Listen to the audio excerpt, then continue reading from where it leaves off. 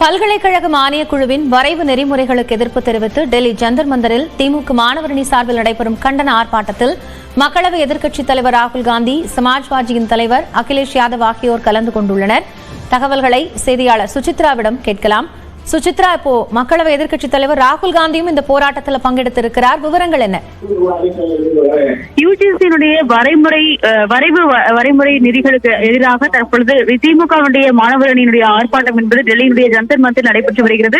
பல்வேறு கட்சியை சார்ந்த, குறிப்பாக இந்தியா கூட்டணி கட்சியை சார்ந்த தலைவர்கள் பங்கேற்கிற தற்பொழுது எதிர்க்கட்சித் தலைவரும் காங்கிரஸ் மூத்த தலைவருமான ராகுல் காந்தி இதில் பங்கேற்பதற்காக டெல்லி ஜந்தர் மந்தர் வந்துள்ளார். சமாஜ்வாதி கட்சியை சார்ந்த அகிலேஷ் யாதவும் இதில் பங்கேற்று பேசிய பொழுது மிக முக்கியமாக மாணவர்களுக்கு எதிரான ஒரு போக்கை இந்த மத்திய அரசு என்பது கொண்டுள்ளது. அதன் அடிப்படையில் இந்த யுஜிசி வரைமுறைகள் வகுக்கப்பட்டுள்ளது.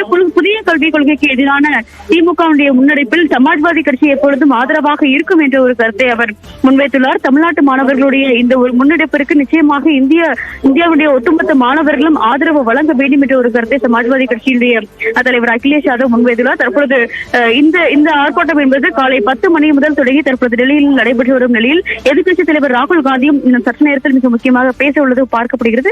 அவர் மட்டுமல்லாமல் விடுதலை சிறுத்தைகள் கட்சியுடைய தலைவர் திருமாவளவன் தற்பொழுது அந்த போராட்டத்தில் பேசி வருகிறார். RSS அஜெண்டாவின் அடிப்படையில் யுஜிசி வரைமுறைகள் வகுக்கப்பட்டுள்ளது, அது முற்றிலுமாக நீக்கப்பட வேண்டும் என்ற ஒரு கோரிக்கையை அவர் முன் வலியுறுத்தி பேசி வருகிறார்.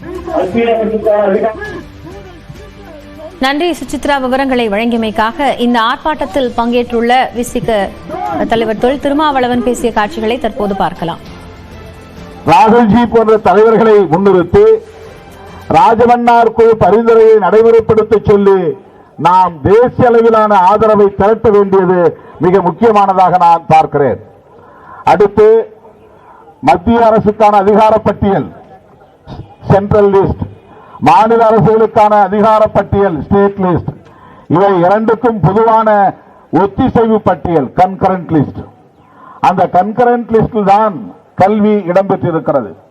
1976 மிசா நடைமுறைக்கு வந்தபோது இந்திரா காந்தி அம்மையார் அவர்கள் சில முக்கியமான அதிகாரங்களை மாநில அரசு பட்டியலிலிருந்து எடுத்து கன்கரண்ட் லிஸ்ட் என்கிற ஒத்திசைவு பட்டியலிலே இணைத்தார்.